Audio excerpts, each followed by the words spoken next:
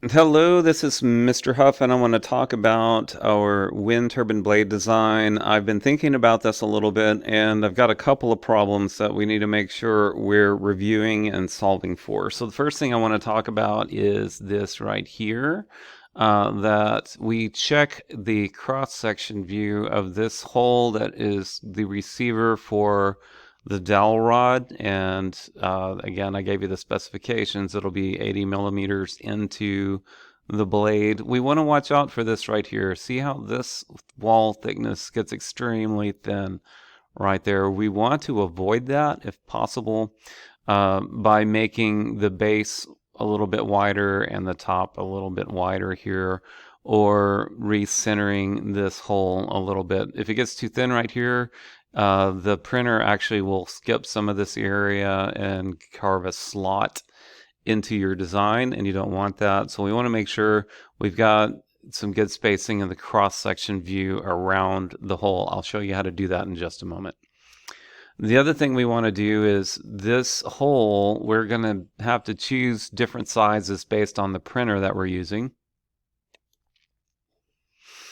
When you look at the inches, we're going to be going anywhere from, well, it's going to have to be bigger than 0.25, but probably less than 0.27 inches, which means we're going to be using millimeter ranges from probably 6.55 to 6.85. Somewhere in here is going to be our sweet spot for our diameter of that hole, and we'll get into that when we get closer to printing, but I want you to make my job easy by doing this.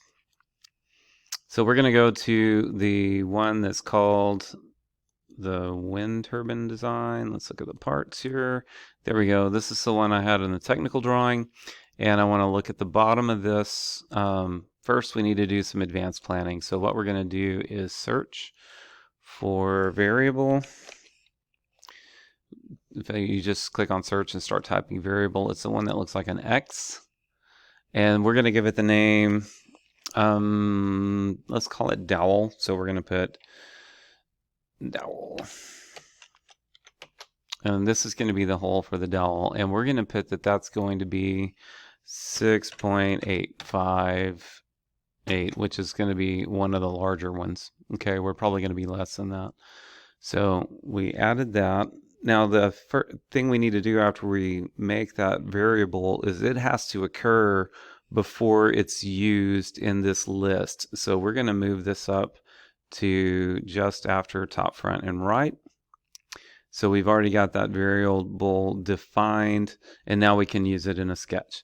And if you look at this, my sketch 1 is there, sketch 2 is at the top, and sketch 3 is probably where that hole is. So we're going to double click on sketch 3.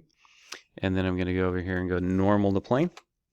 And that's the hole. So instead of using 0.95, I'm going to double click on that, and I'm going to type in the hashtag, and the one that says dowel is the one I want. So that's our variable, and you can see that that number is 0.6858 now. And now what's going to happen, I'm going to hit accept the sketch. So let's look at it down here. Now when I change this value in one place, it's going to change the size of that hole. So I'm going to change it to, let's change it to, I don't know, 8.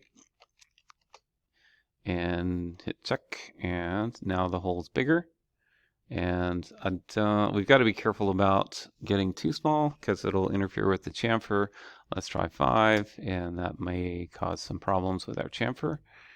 So it looks like it's still there, but the chamfer's breaking. So you need to go, let's see, if we make it 5, we can do this too.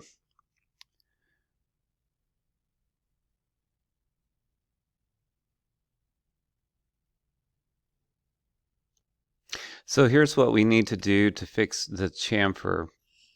First, I'm going to go look at the bottom of my shape here. Not quite what I had in mind. All right, I want to do a view, section view, And we're going to adjust this. Where'd that depth go? I want to grab this depth and move it till it's cutting my cross section. So you can move this around, and it makes a little more sense if you rotate it once you catch it. So we're going to pull that cross section this direction. Okay, grab the end of the arrow, and you can see that it's showing me the hole. Okay, and I want to go about halfway so I can see what's going on. I need to see this inner edge. And notice right now my spacing is real nice here. So we're going to hit check on that. And now I want to go add a chamfer in. So we're going to go chamfer. Where is chamfer? It's too small to see. So we're just going to type chamfer. And then we're going to go click on this inner circle. And right now it's 5 millimeters, and it's going to say I can't do it. What we need is some portion of the dowel size. So we're going to use dowel. So hashtag dowel, and you can see it pops up. And we're going to divide that by some number, like let's try 2.2. And what this is going to do is make it where that results in a chamfer that is less than the total of the dowel, but it leaves a little flat spot at the top. Okay, so now when I go change my dowel diameter parametrically, let's change it to 10. No, yeah, let's try it just for grins. And now my chamfer is going to stay good, but now you can see that I'm getting into that too thin of an area there. So, but we're actually going to be seeing things more like this. Let's put in a more reasonable number, like 6.45, okay, millimeters. Okay, so what this is going to let me do is I will be able to open your design, look at what printer I'm going to use, and then we can agree on how big this dowel opening needs to be, and then we'll automatically correct that chamfer at the top. You also want to do a little bit of investigation here to make sure that this is being printed with lots of space on either side. So that's what helps you with that section view. I'm going to go to isometric and look at it that way. So that's helping you see what's happening here. Okay. If you are done with the section view, you can go back to isometric.